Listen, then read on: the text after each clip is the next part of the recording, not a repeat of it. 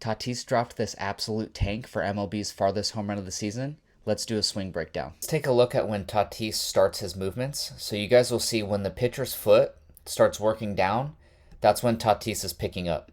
So you'll see he's focused in on that foot working down, and as soon as he sees that foot start working down, his front foot's going to start getting picked up.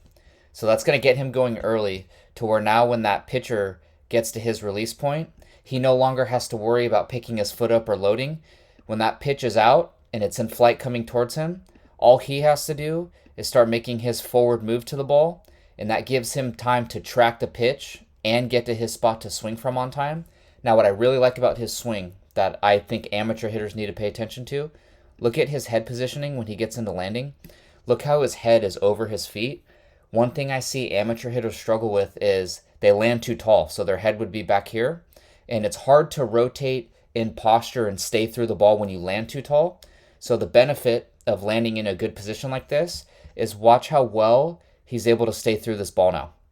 So when you land in posture and you're able to stay in that posture as you rotate, you're going to have way better direction because your body is in a position to keep the barrel going through the ball versus when you land too tall, it's going to be easy to pull off. From this angle, I want you guys to pay attention to what his upper half does as the lower half goes forward.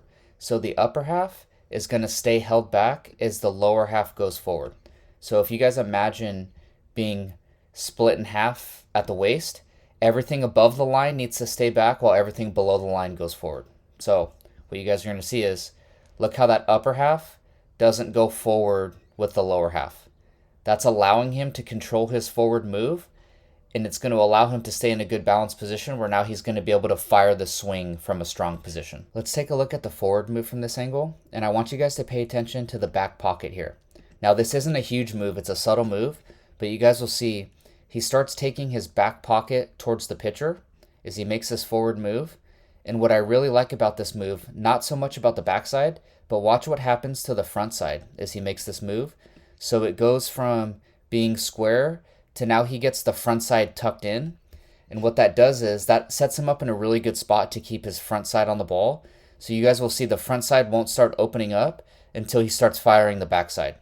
So that front side's going to hold on and stay square all the way up until he starts turning, which is what we see from a lot of really good hitters.